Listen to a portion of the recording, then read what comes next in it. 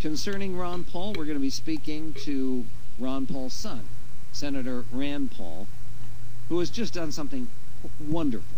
And I didn't realize at the first time that I saw this and wanted to praise Senator Paul on the air that what he was doing was actually following something wonderful that his father, Ron Paul, has done.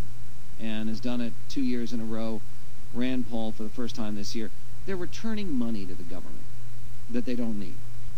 It's not salary money. It's money from operating a congressional office, or in the case of Senator Rand Paul, a senatorial office. He's returning $500,000 to the US Treasury. Money unspent from his official operating budget. And it says in the press release the total amount being returned is more than 16% of Paul's original office budget. But you know what that means? It means he has an office budget of $3 million. Do you really need that much money to spend that much money? Congressman Ron Paul, last year returned $140,000 of unused funds. That represented nearly 10% of his office funds. His office funds about $1.5 million for a congressional district, as opposed to a whole state, as a U.S. senator has to hold on to. Well, what all of this, I think, 34 minutes after the hour on the Michael Medved Show, I want to make an endorsement right now. And yes, I want to endorse a Paul in Washington. That's last name Paul. That's Senator Rand Paul, son of the presidential candidate, of course, but also the newly elected senator from Kentucky, who just did an amazing thing. It's almost unheard of. In fact, Senator Paul and his dad, Congressman Ron Paul, are the only people I know of in Washington who have done this. And he just gave back $500,000 to the U.S. Treasury. How? By returning some 16% of the office budget that he had been allotted as a U.S. Senator. Senator Paul, $500,000. If I got this right, if every one of your colleagues did this, it would be $25 million back to the taxpayers, right? Yes, and if the House members all gave back about half that much or a little bit less, it would be a pretty significant chunk of money. And it also just shows that we should do this all throughout government. Absolutely. I have a bill that I'm going to introduce when we get back that will say to civil servants, we'll give you a bonus if you find savings in your government budget. And I think if we did this throughout a $3 trillion government, a $3.8 trillion government, I think you'd find savings throughout all of government. Maybe not enough to balance the budget, but it'd be a huge start in the right direction. How many folks do you have working on your staff now with this this reduction in your budget that you've been able to give back to the taxpayer? I still have 25 employees, and it's amazing. The budget is $3 million, and I have 14 people in Kentucky, and maybe between 11 and maybe 12 in Washington. And we do a good job. I think I introduced and co-sponsored more legislation than any other office.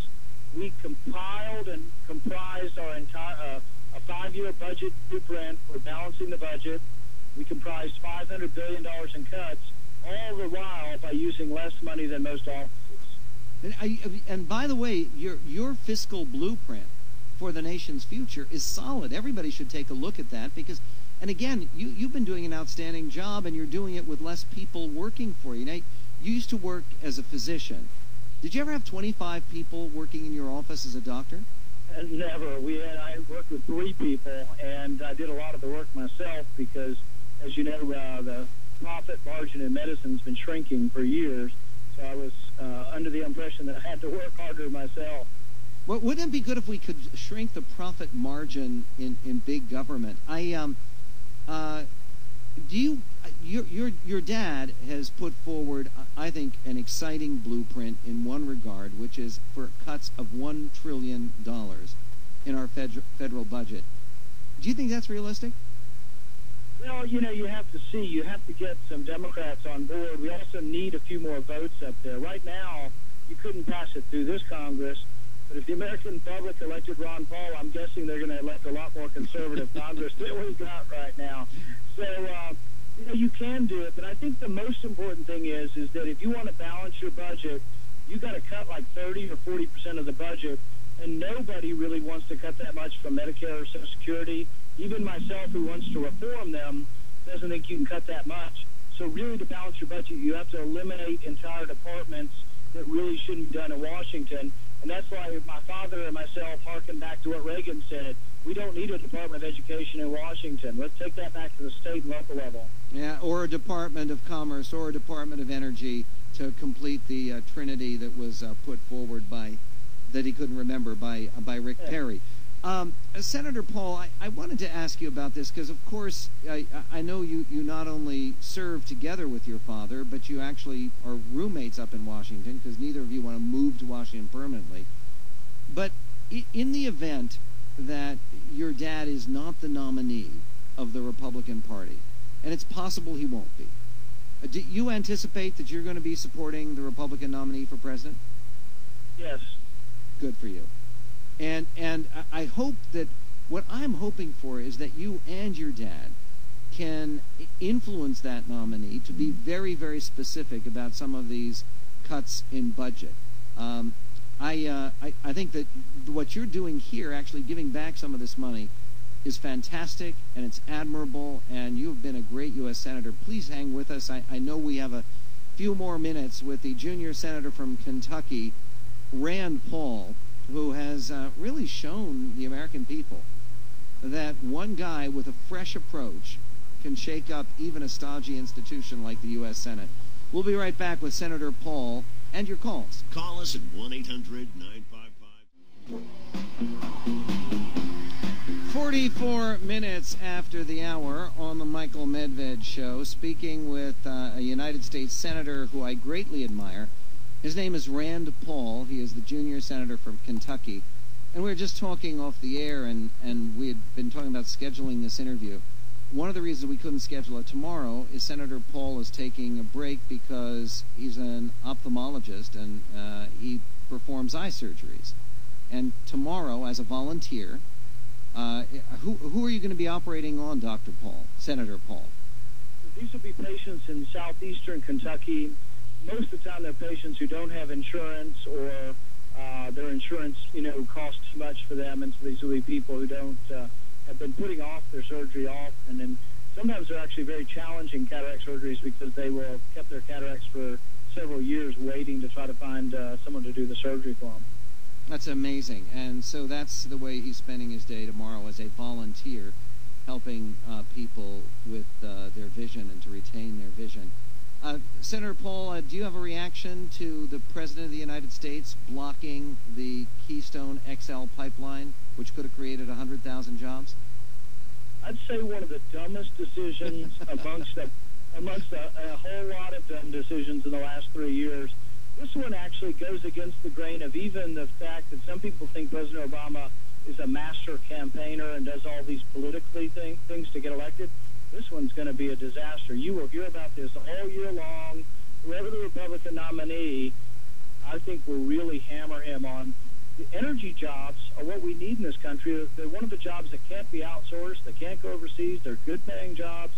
And it's really, I think this is a big mistake for President Obama. Well, I don't think there's any question about it, and he's already up. We played a little bit earlier on this show, Senator, some of the new radio ads and TV ads that the Obama campaign is releasing, basically protecting himself, he hopes, against charges that his energy policy has just been a job killer.